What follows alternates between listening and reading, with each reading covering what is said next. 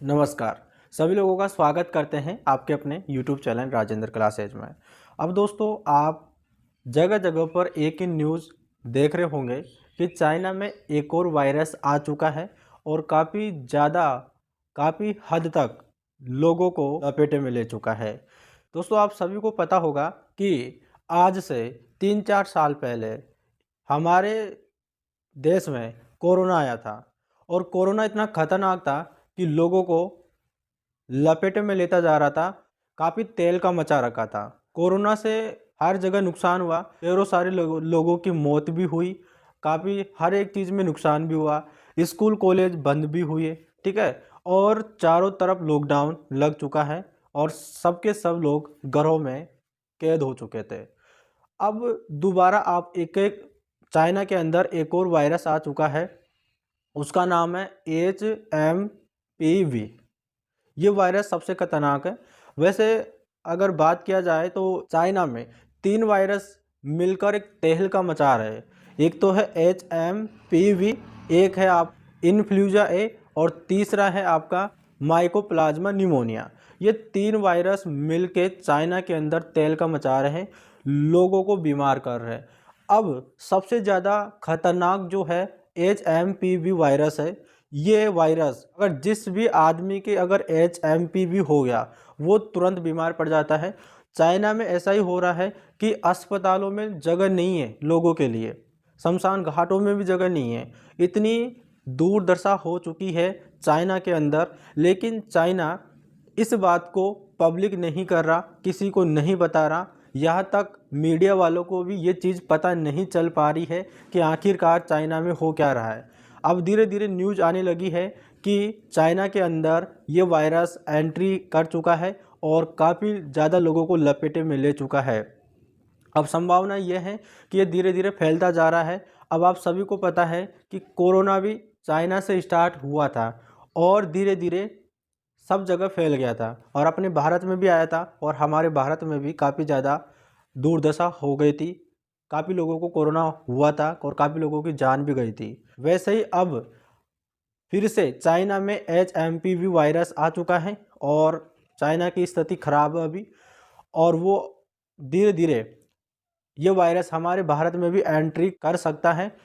तो इसके केस मिले हैं, अभी 3-4 केस मिल चुके हैं। तो ये हमारे भारत में नहीं बढ़े, हमारे भारत में ज़्यादा नहीं फैले, इसलिए आप लोगों को सतर्क रहना है। आप लोगों को बाहर की चीज़ें कम खानी है और आपको हमेशा हाथ धोकर ही खाना खाना चाहिए, ताकि ये वायरस इस वायरस के लपेटे में आप ना आ जाए। अगर आप इस वायरस से संक्रमित हो गए तो इस वायरस के माध्यम से आपके घर में जितने भी सदस्य रहते हैं, आप उन सभी सदस्यों को संक्रमित कर देंगे और बीमार पड़ जाओगे। अब दोस्तों, कोरोना एक ऐसा वायरस था जिससे अपन रिकवर हो सकते थे, लेकिन जो HMP वायरस है इससे रिकवर होने के चांस कम हैं और आपको काफ़ी ज़्यादा दिक्कत हो सकती है।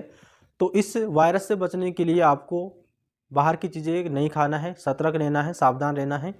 और धीरे धीरे इसके केस मिलना स्टार्ट हुए हैं, क्या पता कब किसके ये वायरस के लपेटे में आ जाए।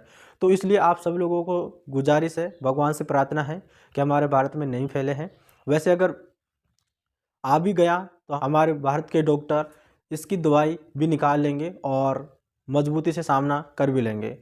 भगवान से प्रार्थना करते हैं कि इंडिया के अंदर ये वायरस ना आए और हमारा भारत सेफ रहे, किसी भी लोगों को किसी प्रकार की कोई हानि नहीं हो और लॉकडाउन से बचे, क्योंकि लॉकडाउन से काफ़ी लोगों का नुकसान भी होता है, सरकार को भी नुकसान होता है, हम लोगों को भी नुकसान होता है। ताकि हम घर में कैद ना रहे, हम कुछ करें। लॉकडाउन लग जाता है तो स्कूलें बंद हो जाती है, कॉलेजें बंद हो जाती है, बच्चों की पढ़ाई भी बंद हो जाती है और बच्चों को नुकसान भी होता है। तो इसलिए इसलिए हमारे भारत में ये वायरस नहीं आना चाहिए। और अगर अब बात करते हैं अपन, क्या हमारे बोर्ड की परीक्षाएं होगी। देखो भाई, अगर ये वायरस हमारे इंडिया में ज़्यादा फैल जाता है, इसके केस ज़्यादा मिलते हैं, तो भाई गवर्नमेंट इस पर सतर्क नियम लागू कर सकती है और आपके बोर्ड एग्ज़ाम को भी टाल सकती है। लेकिन अगर इसके केस नहीं मिलते हैं तो आपके बोर्ड के पेपर होंगे और कोई स्कूलें कोई कॉलेजें बंद नहीं होगी। अगर इसके केस ज़्यादा मिलते हैं तो ये करना पड़ेगा, लॉकडाउन भी लगाना पड़ेगा, क्योंकि ये संक्रमित रोग है, ये फैलता है, एक लोग से दूसरे लोग में जाता है। इसलिए अगर एक भी बंदा इससे संक्रमित हुआ तो वो अन्य लोगों को भी संक्रमित कर दे, इसलिए सावधान बरतना है।